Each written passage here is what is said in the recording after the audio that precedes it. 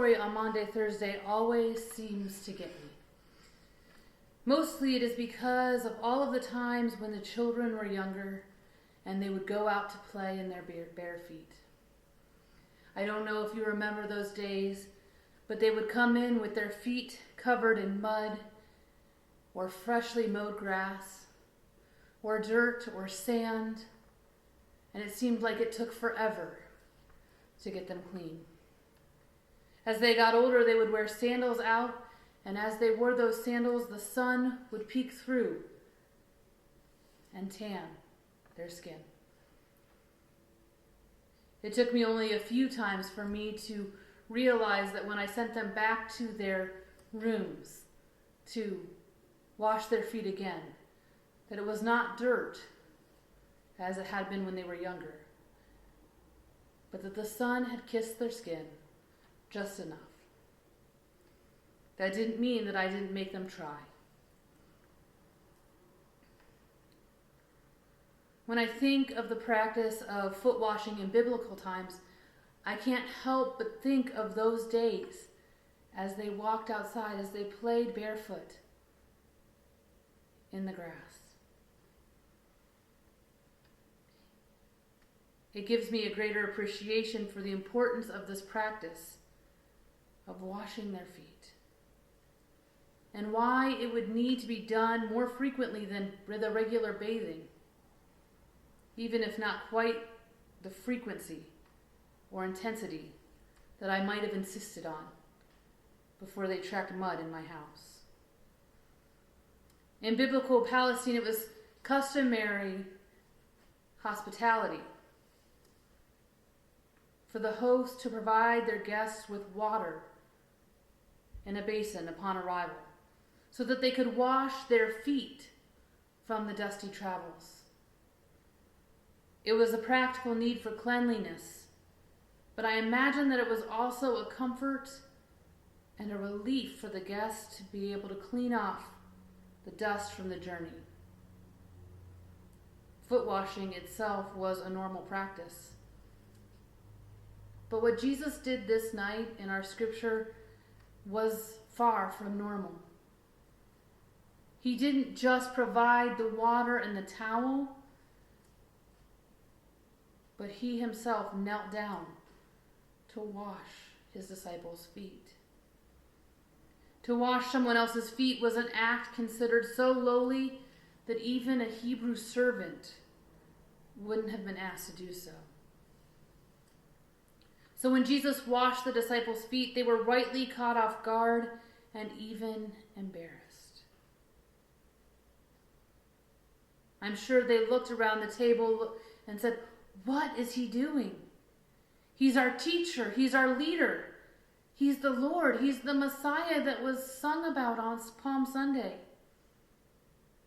He rode in like a king.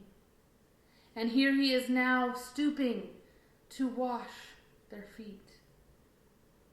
It's an act of service, yet, but beyond that, it was an act of radical and extravagant love. And that's how the passage starts, after all. John introduces the scene writing, "Having loved his own who were in the world, he loved them to the end." Friends, he knew what was coming next, and yet he still took this time to show care and love. And after he is done, he explains to the disciples, just in case they've missed the point of all of this, that he did this as an example of how we should treat one another. On this night, we're reminded that we are called to wash one another's feet. We're called to serve one another. We're called to love one another extravagantly. We all know that as we take communion, it is holy. Taking the bread and drinking the wine or the grape juice in remembrance of Christ is hard, but it is a blessing. Often we focus on the communion and neglect the serving. Because we are called to love one another extravagantly. Jesus served and washed the feet. And then he gave his life as bread and wine. We're called to love one another extravagantly, just as Christ loved us. That's a tricky phrase. It's an act of radical mutuality, an act that helps us to think past ourselves. So often when we read this passage or think about Jesus' example of foot washing, we focus on the fact that we're supposed to serve each other. But we forget the part that in all of this that has been going on in our lives, that is so important. We're quick to forget that mutuality part. We forget that we're also called to receive that foot washing. We're called to receive that service and that extravagant love. We're more like Peter, who gets squirmy when it comes to receiving acts of service. I know each of you well enough to know that we would all rather be the one to give and to serve and to wash. We want to be the one who has to give. We want to be the one that is in control of the situation. There's something fundamentally uneasy and vulnerable, intimate about being the one to receive instead. But both Jesus and later Paul are persistent in this one another business. Wash one another's feet. Love one another. Welcome one another. Bear with one another. Encourage one another. And serve one another. Friends, if we take Jesus' words seriously, we have to learn to both serve with grace and to graciously receive those acts of service as well. We'll have opportunities for serving others. Opportunities to help serve our neighbors and our community during this time of crisis.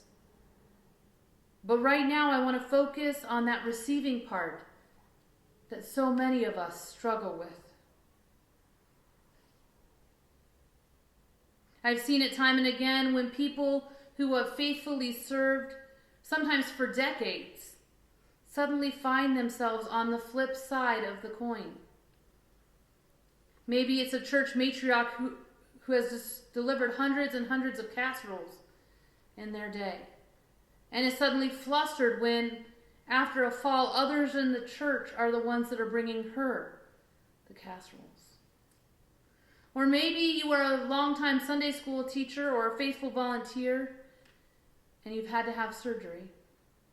And now, much to your chagrin, the church is sending someone to do some work around your house. Brothers and sisters, we're not very good at receiving those acts of service that we'd never think twice about giving to someone else. Yet the care of Christ, as expressed by our church families, is important for us too. Jesus' care is for us too, for each one of us, as we love one another. Maybe we think others need Jesus' care or attention more than we do. Or maybe deep down we think we don't deserve it. Well, we're right. You're right. We don't. None of us do, but if we get it anyway. And that's why it's called grace. And Jesus' extravagant love is offered to each and every one of us. We only have to say yes.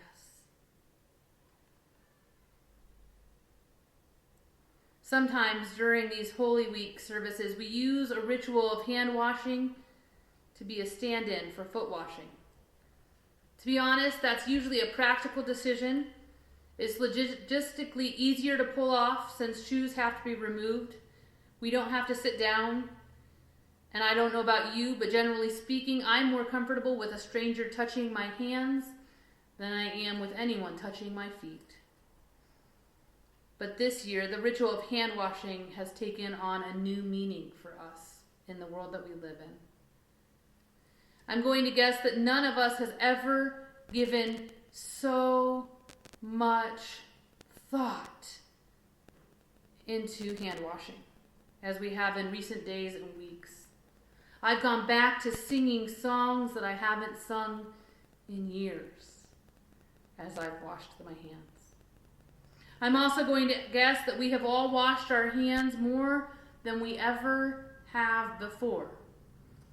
Anytime we touch anything or anyone, or come in contact with doors, or people, or even air. Friends, in this time, this is in of itself an act of service. We are loving our neighbor by trying to limit the spread of this virus. Hand washing is essential.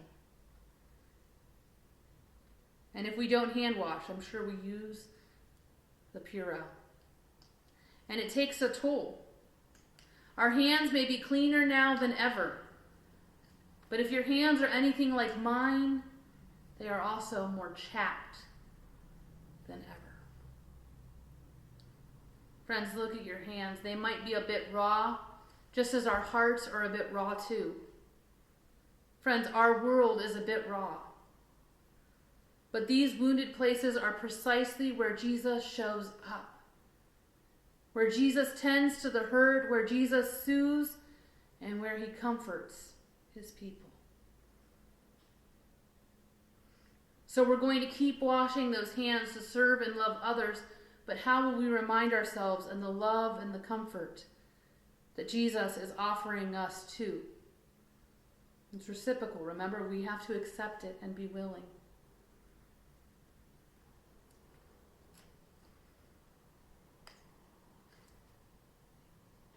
You've probably guessed by now that this is where the lotion comes in.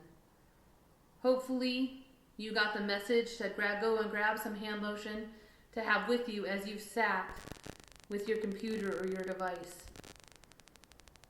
In a few minutes, I'm going to invite you to put lotion on your hands because this is a practical act, like foot washing was a practical act in Jesus' day. But it's also an act of love, of soothing, of comfort to our weary and raw hands. An act of comfort as we do it together, and an act of love, of soothing our weary and raw hearts. As we put on lotion, as we imagine God's hand smoothing ours, we'll hear a song played. A balm. It's not a word that we use often anymore, but balm means anything that heals or soothes or lessens pain. A balm is different than a cure. In this time of unease and this time of stress, we all wish we could snap our fingers and have a cure so that we could all be together in this place again. But we all know that that's not how this works. But we also know that we serve a God who didn't back away from human suffering.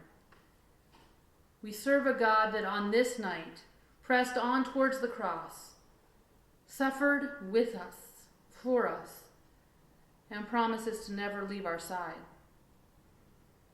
This is the God who stoops down to wash our very feet. We serve a God who hasn't promised a cure, but instead has promised a balm for our weary hands, a balm for our weary souls, and a balm for our weary world. Thanks be to God. As you listen to this song, there's a balm in Gilead. I ask that you take your lotion, place it on your hands, and rub it slowly, reminding yourself of the balm that Jesus gives us. the balm of loving each other, receiving that love so that we can share it with others. Amen.